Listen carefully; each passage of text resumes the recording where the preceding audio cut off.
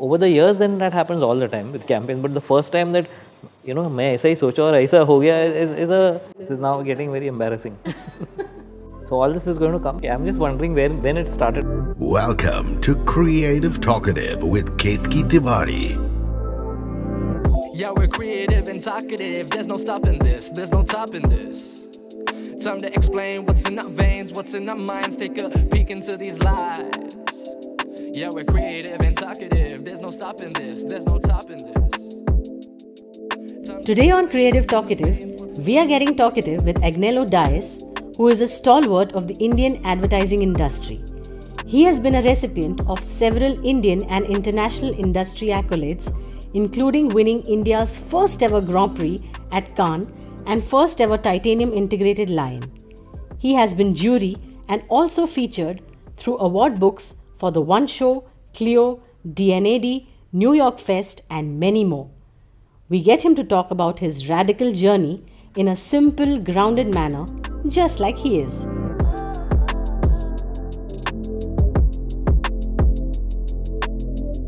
Today's episode is really special for me because it's a total fangirl moment and I'm going to probably have this grin pasted on my face. So please be prepared for that. So all this is going to come, this fangirl moment. Yeah, that I want. Of course, I want to keep that because that's how this is, something that I've always felt about you. Okay. So I would want to keep that. Yeah. So basically, you've been in the industry for over 30 years. You're one of the finest writers, and as far as awards are concerned, as far as accolades are concerned, I don't think there is anything that you haven't won. I think you're an institution in yourself. My limited time in advertising, the one regret I have is that I couldn't work with you, and you couldn't be my mentor. Thank you. Phenomenal. This is now getting very embarrassing.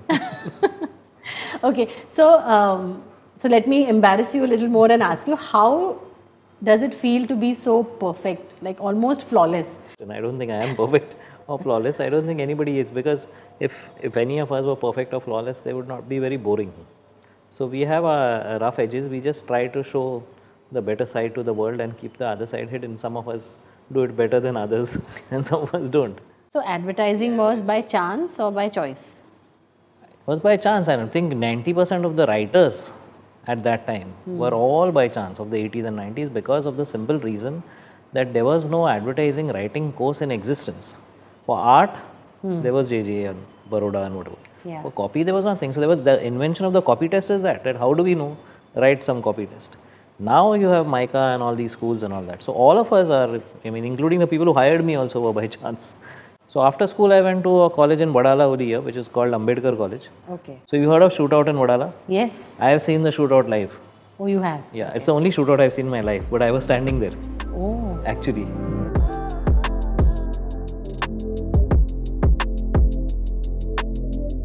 The natural progression for people who are not very good at studies like me and happen to be good at some sport like football was to start playing football and get a job for playing football in some bank. So I was playing football for the college, and I stopped playing because I had turned what is now called professional, but I was playing for New India Assurance Company, proper football player in first division. Okay. And the whole idea, everybody's feeling was that you do a graduation and then you get an officer's posting and then it's that sports quota kind of thing. I had also failed the 12th standard once, so I had repeated class.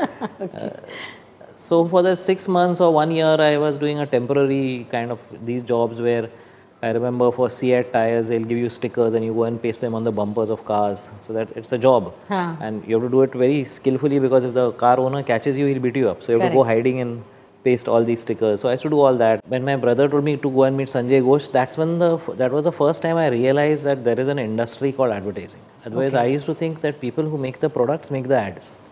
Acha, got Correct. it. If Pepsi makes Pepsi, they'll make the Pepsi ad also. Yeah. Just like they do packaging, right? Yeah. So later I realized the separate industry, where it looked fun enough and probably was the only place which didn't ask for qualifications. Because our qualifications were poor, repeater. Because of this proof checking thing, I started doing some freelance work for these small agencies in Kulaba, where they used to medical leaflets and brochures. Okay. Where there's no creative work, you just have to write and not make spelling mistakes. But very, very poor, rough initiation in the commercial salary part of it, because they used to pay about 25 paise per word, and then they used to calculate the number of words and then total it, and then you would get your. So I applied for an ad and gave some copy test in an agency called DART, D-A-R-T, which was in Worli. I don't think it's there now. So then I started at 275 rupees a month. Wow. Which was not, it was not high for that time, it was very low, because I was getting more playing football. And then I worked for there in editor publicity for 2 or 3 years, and that's where I met Nandini, and she was in the media department, and she had left and gone to Linters. So I used to keep telling her to try and see if I can get a job in Linters, and she spoke to some people 2 or 3 times, it didn't happen. Then finally I showed my work. I still remember the first time I went with my portfolio, the last pages were actually newspaper clippings of my football matches, because I didn't know what all to take. So, so then I got a job there. They hired me for 4,000 rupees a month.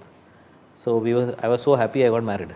And then I met Jax and Sridhar and Girish Rangan, who was actually a servicing guy, but was the first guy who hired me, because the creative people had not joined. Jax and Sridhar, there was no creative director to hire me. So Girish Rangan and Kessi Katrak actually hired me. Wow.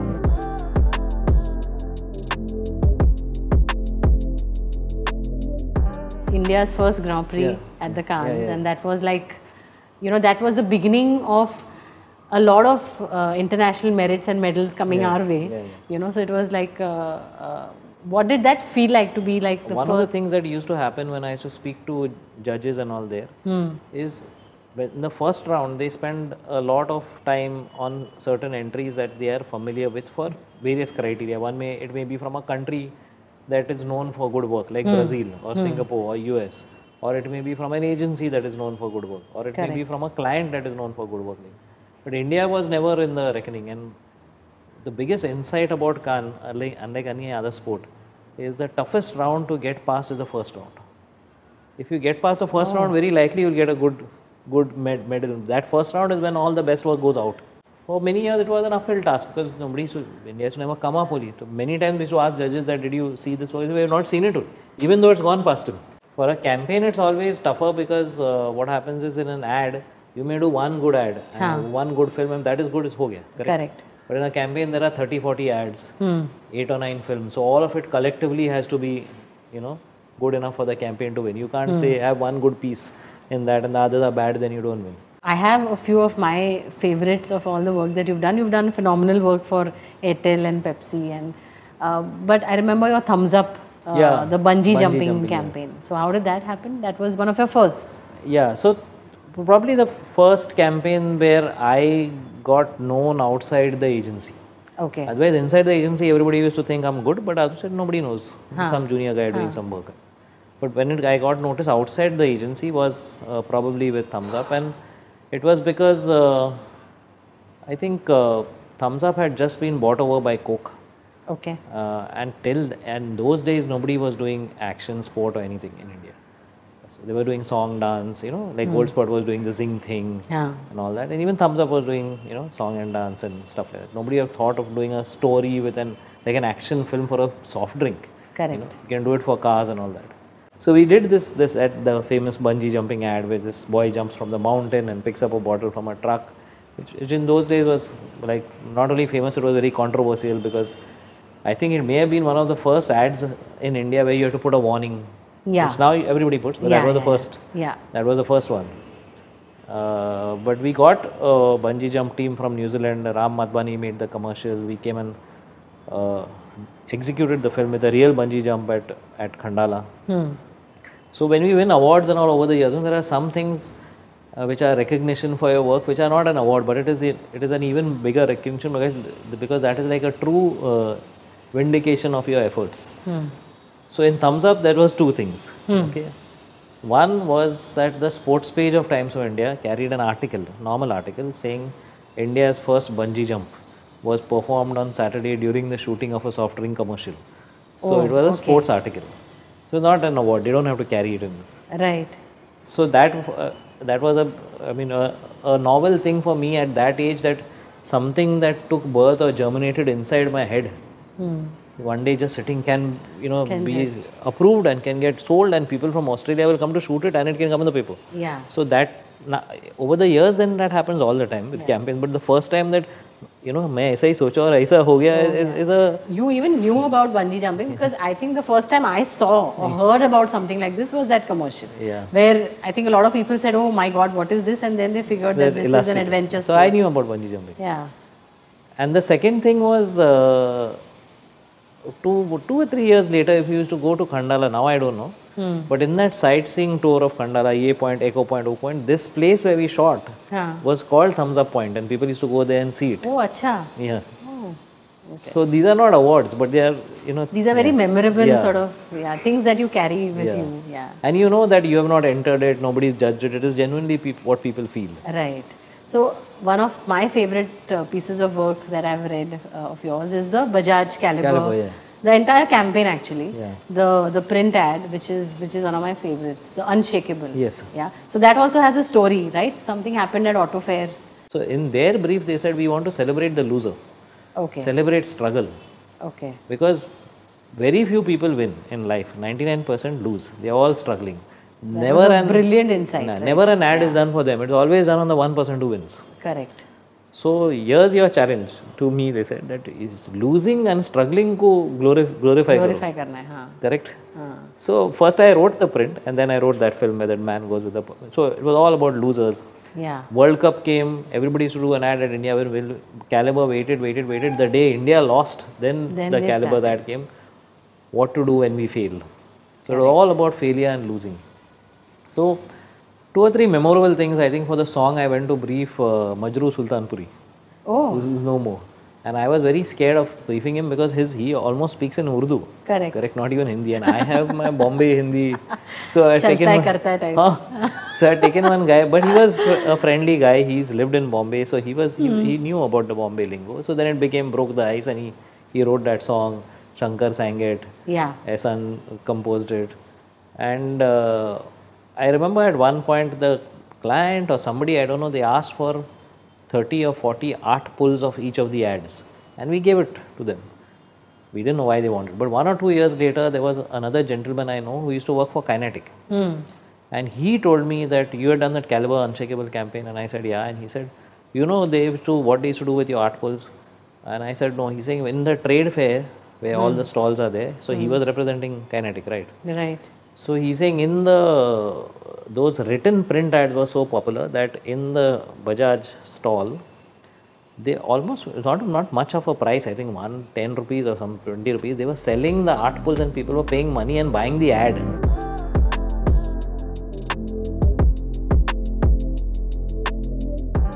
Okay, so the second one that I want to talk about is your Times of India Pakya ad, which I think the first time I saw it, even I was like, it's such an emotional, such a beautiful ad. And I believe even the client was moved to tears. Yeah, when I presented the script, Priya Gupta and Rahul Kansal But tell me, how does this happen? Because I can understand someone seeing something and getting moved and, having like this, like a teary-eyed reaction. But when you're presenting a script, how does that move someone so much that they can actually have tears? I don't know. It's never happened. I was just, because by that time in my mind I had rewritten, so I was not feeling that teary-eyed and all. Mostly when you're thinking of creative, you're almost doing mathematics. Yeah. You're not like, what is the common perception is, I sit somewhere on a beach and some enlightenment strikes me and aisa nahi hote. Yeah. You're saying, ye karega to ye hoega. If I put this there, maybe emotion is low here, maybe this is high there. So you're actually fitting things together. So you're not really thinking of the emotional impact of it. The emotional impact is coming because of you as a human being, all your life, how you have lived. That's how it's making a effect on what you're changing and putting. So it's coming subliminally.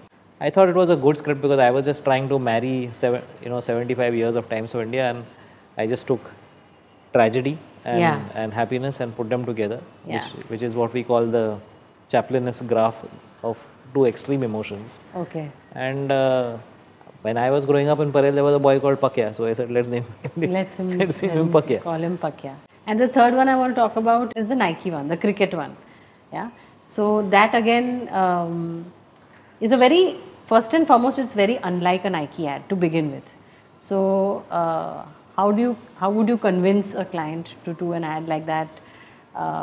Is it that you would talk about the Indian sensibilities and what cricket is in India? It's like a religion.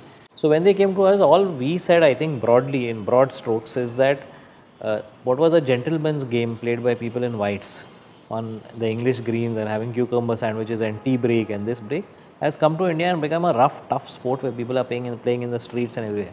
Correct. So I wanted it to be, usually my feeling at that time was cricket in Indian ads was shown with either cute children playing it or with superstars. Yeah.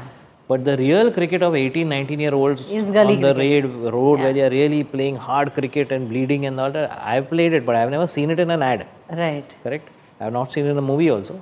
And maybe that's too hard or rough for any superficial advertising brand to show. But Nike, I thought, had the license to do that because they have stood for pure sport in that manner. Because originally the ad was to be shot with all the Indian team cricketers playing. Okay, so I had written with that, and I was always worried about the shoot because I said, I don't know whether these cricketers will agree to these stunts and perform, and they have injuries and they may, may have to use body doubles and computer graphics. Never good. So, okay, let's do the best we can. But the morning of the shoot, when the set was set up, there were 2 or 3 cricketers who had individual contracts with other sports companies, and BCCI had this contract with Nike. Okay. So I think those 2 or 3 individual cricketers decided to not show up. So I had to rewrite the whole ad then with ordinary people. And the only 2 cricketers that Nike had actually signed was Sreesanth and Zahir Khan. Who are there? Who are there because now they are Nike cricketers. So then now in this new context, I can't have Sreesanth and Zahir Khan as heroes playing, right? Correct. So I just put them, they come out and they see this and they go away. But then I put regular cricketers. But 2 or 3 key things, in the execution of a film really helped, which is, one is I had this Konkani song which I wanted to rewrite because I didn't want to have typically North India dominates our cultural landscape. Yes. Correct? Whether it's films or movies. Broadly what the world knows about India and what we call mass modern entertainment in India is Punjabi stroke North India. Yeah. There's no other India. There is no other India, largely. But I wanted to take some, and I knew this song, so I had played it to Abhinay, who's a friend, and he said, acha hai, we'll do this. But before that, I told him, you know what we'll do? We'll cast. We want these street side kids. We want them to do these stunts. So let's cast stuntmen as real people. So they're all stuntmen. Oh. And for the stuntmen, 2 things happen. One is they look like real people anyway. Correct. They are doing the stunts, so you can't have a body double for a stuntman. Yeah. And for the stuntmen themselves, for those young stuntmen of 18 years, it was the first time that they were doing actually a role for themselves. They were not, so they were doing it with so much passion and so much gusto. Right. In that film, that it all worked for us. That people request that Nike song to be played in the pub when they dance in the night. Wow. So, how can it be? It cannot be true. You come and see. So I went to the pub late in the night, say, oh, Nike wala gana bajao. Arey, that's outstanding. Wow, what an interesting story. So I know it's difficult to choose, but out of everything that you've done, do you have a personal favorite, something which is really close to your heart? Yeah, what is really close to my heart actually is Teach India. Okay. Because the issue is close to my heart, and I thought it is the most creative of all the films I did. The world doesn't think so. They think my other work is creative, but I used to think it's really creative. Those 2, if you go and see it on YouTube, I thought, half letters coming together when people join their t-shirts and all. So I thought it was a very good idea. And it is a good idea, but not as good, at least everybody doesn't think it's as good as I thought it is. But for me, it is still my own personal favorite.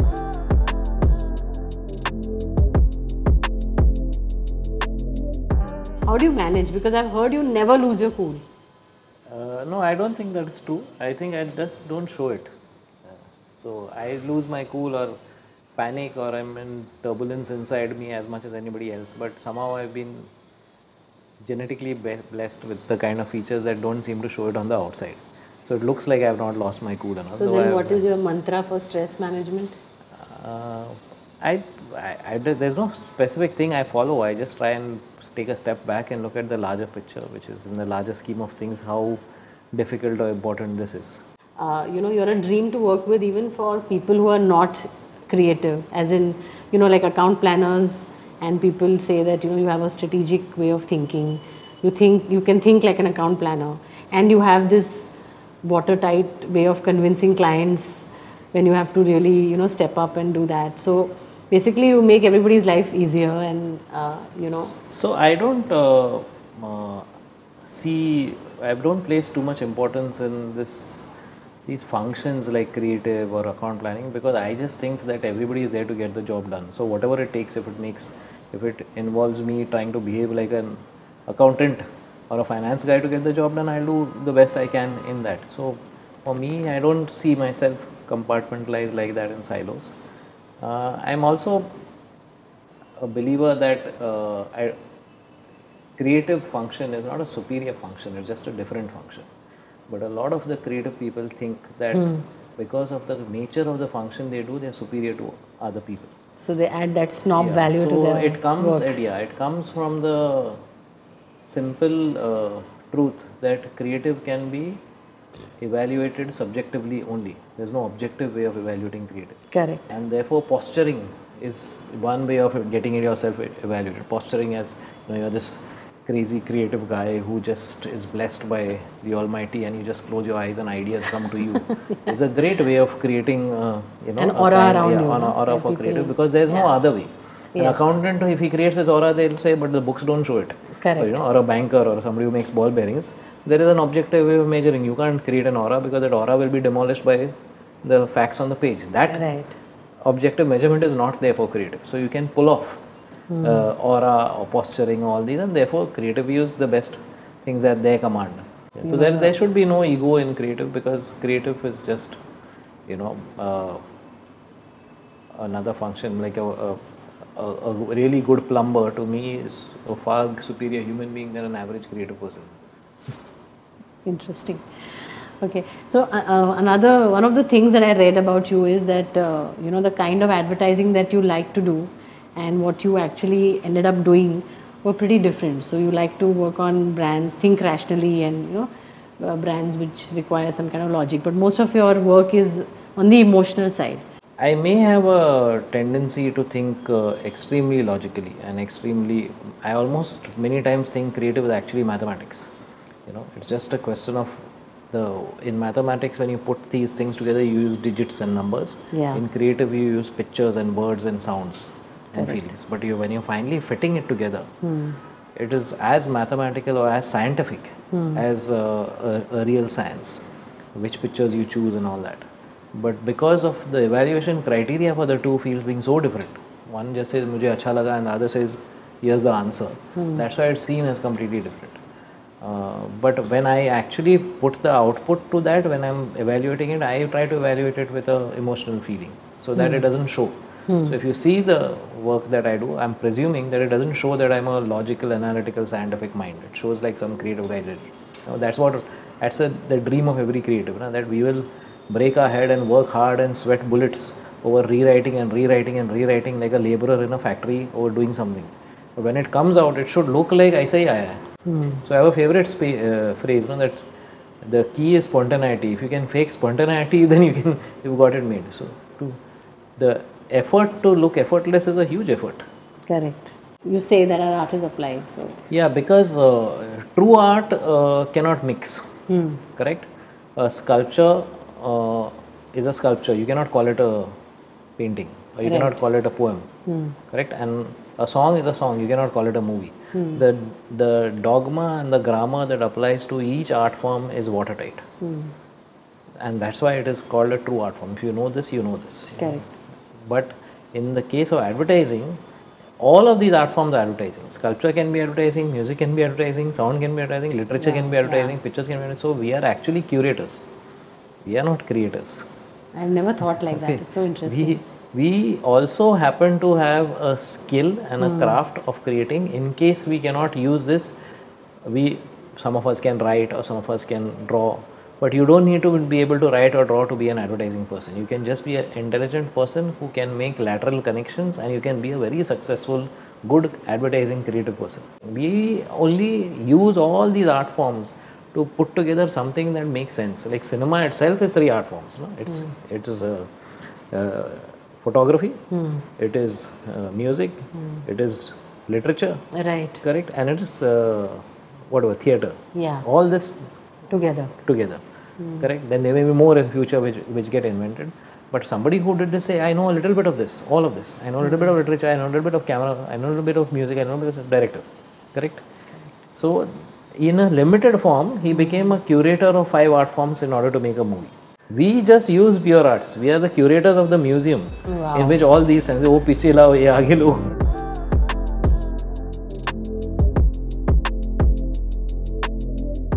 So another one is talent is overrated, temperament is underrated. Yeah, in advertising, because when we do ads, the people who are not successful or bitter or embittered about advertising, their common grouse is that they are unlucky, that they are as creative as the better guy there, but somehow uska big gaya, mera nahi big. My ad, which is in my scrapbook or in my rough book, is as good as this film that is winning award, but mine didn't get made into a film, he's got made. And I think that is a notion that they have to be disabused of, because the truth is everybody has cannon fodder failure rate.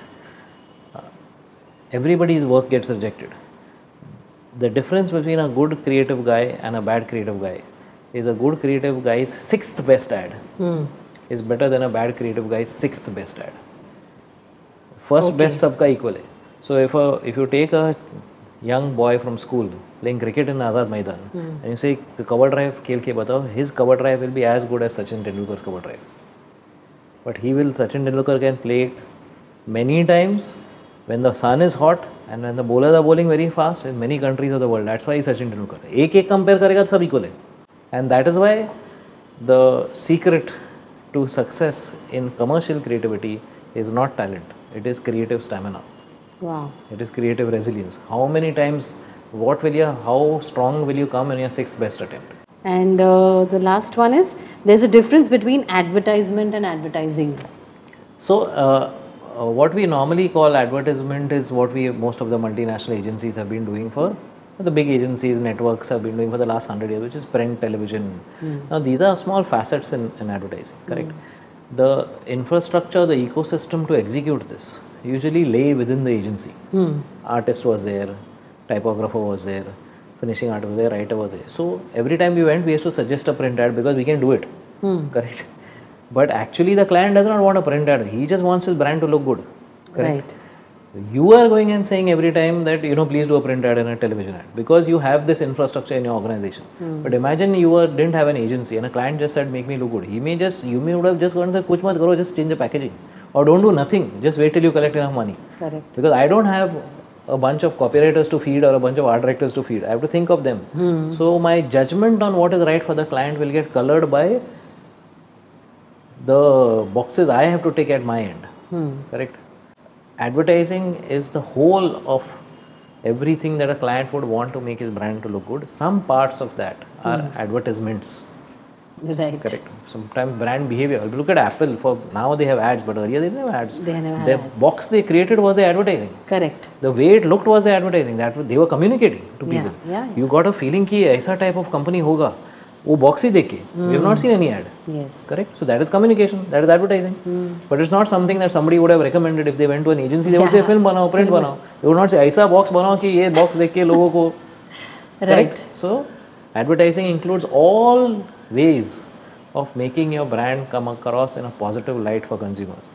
And some parts of that advertising is advertisement as we know it, print ad, TV ad, mass media advertising.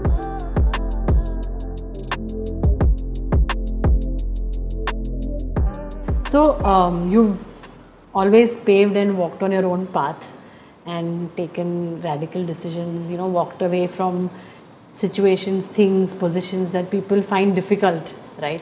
And you kind of set a new trend for a lot of creatives who probably didn't have the guts to do that. Which is why in the beginning I asked you what makes you so perfect, because it's not only the way you work, even the way you live your life is like been an inspiration to so many, So it's like everything that you've done, how have you planned your life or these things just kind of happened? No, this is an instinct, I think, like for anybody. Sometimes things come off and sometimes go wrong. But one or two of the few things that I do feel in retrospect that I must have done with some amount of regularity without realizing it. And it's now become a pattern. So now as I become older, I know that this is something that's a pattern with me and it is not just something that happened coincidentally at that point of time. Is that I don't think you can ever take 100% right decision. Most of the time you take, you get a probability factor and say this looks good. But I think that I say this very often, that 50% of the time you make the right decision, and the other 50% of the time you make the decision right. So you just take it and then you make it now work. You start Taproot, now you better, it's this I think it's Tanaji Malusare's story from Shivaji where they cut the escape rope, so they had to fight. So sometimes I say, let's just go and do this. Now, whatever till now enough thinking. Now after this, you have to make it work, make it right. So if you do something where the odds are stacked against you so much, and then you don't do well, nobody is going to say, look, he didn't do well, because anyway you are supposed to fail. Correct. Right. If you do well, they say, in spite of this, he does well. So for me, it made complete logical sense that I have everything to win and nothing to lose. Then again in JWT, after winning a Grand Prix and all, most people told me, you won India's first Grand Prix, this is enough for you to run a whole successful career. Travel around the world, do this and all. I felt that we should start, I mean, I had worked in Leo Burnett, which was a very creative agency. I had worked in JWT, which was India's largest agency at that time as the single national creative head, not a multiple group like now is the fashion. So there was no other way to go up or down but to go sideways, and sideways is to start something of your own, which is neither big nor the most creative, it is just something that you are creating out of scratch. So that's what I tried with Taproot, and then once the Taproot model got over and started rolling, I felt I should do nothing.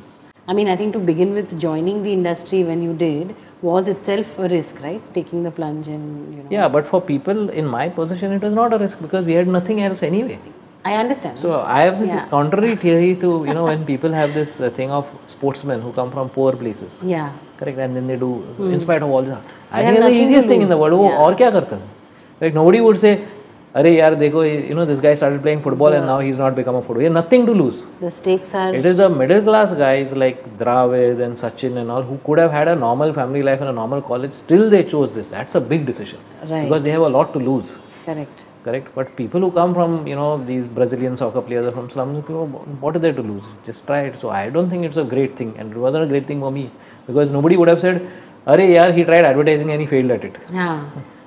I was anyway doing nothing. Right. So every time you've made a decision like this, and you know, did you have a kind of a reset button that really helped you, or?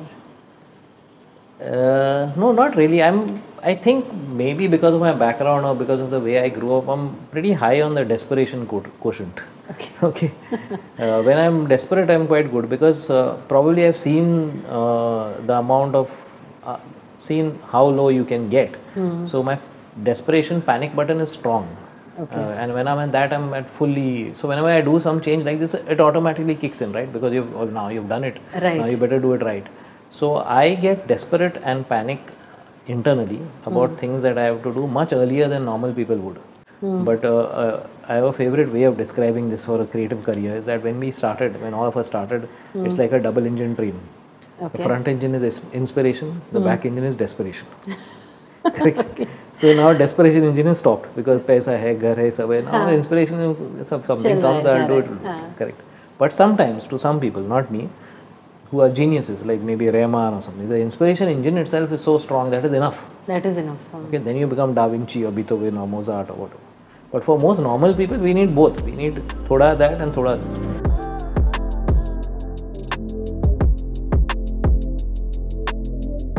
You know, these things that you just generally speak about and they keep falling, like these nuggets that we spoke about. Would you like to write about it someday? Or do you think you'd like to, Yeah, it's only from JWT onwards that people started pointing this out. I didn't know this, that I speak like this. Some people say Aggiisms, this, that, whatever they call them. But otherwise, you just say it.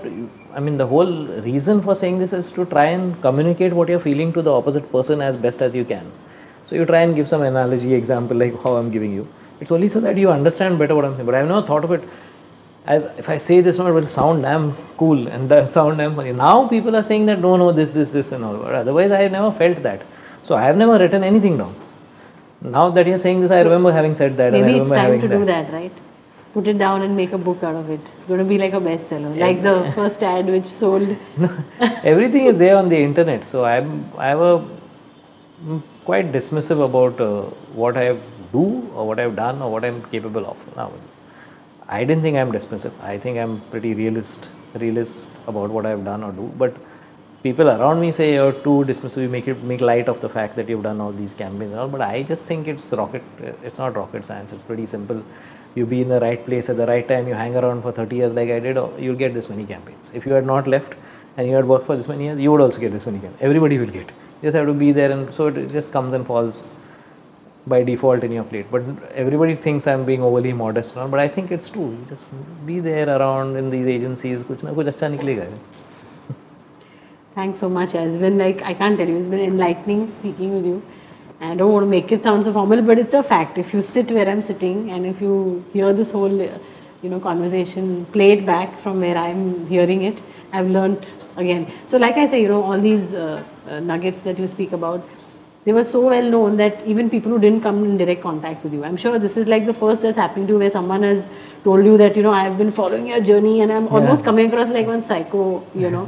Like, but I'm telling you, it's what you used to say used to come to us through, like, we were so desperate, and those days was not the time of the internet. So when we would meet people who were in touch with you, then they would tell us that, okay, this is what Aggie said, and we would look forward to it. So I think you've touched lives in ways that you yourself don't know. So it's not about being modest or anything, but this is how it is. We have really got so inspired, not only by what you have done or the work we've seen, but the way you lived your life, the things that you just generally say, which according to you is like very regular stuff. Yeah, I think most of what it is now, I feel, is because I'm really essentially a lazy guy. So to be, how do you say it, to be arrogant or smart or political takes a lot of effort. To be clever and say, bitch about, you have to keep track, na? Yeah. Who kaun karega wo sab?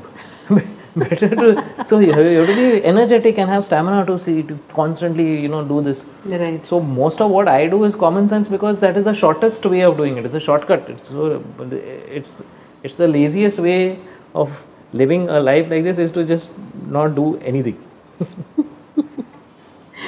No, thanks so much, Aggie. Really.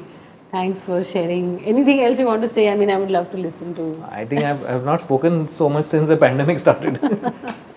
I think we are very lucky that we were able to get the talkative side of you, but I think it's been great. It's been a great session today. I'm really saying, I've got goosebumps. Let us tell you what we want to say. Not about just getting paid or achieving fame. It's about the everyday blood, sweat and tears, dreams and fears, everything you gotta hear. Listen, from the first steps to the final leap, making headlines in history. How they did it, it's no mystery. Take a seat, honestly. Yeah, we're creative and talkative. There's no stopping this, there's no topping this. Time for honesty with some novelty. Sit down with KT, you just hit the lottery. Hope you had as much fun listening as we did talking. Do subscribe for updates on our upcoming episode out every Friday. Like, share and follow us on YouTube, Facebook and Instagram, as well as creativetalkative.com. That's creative with a K.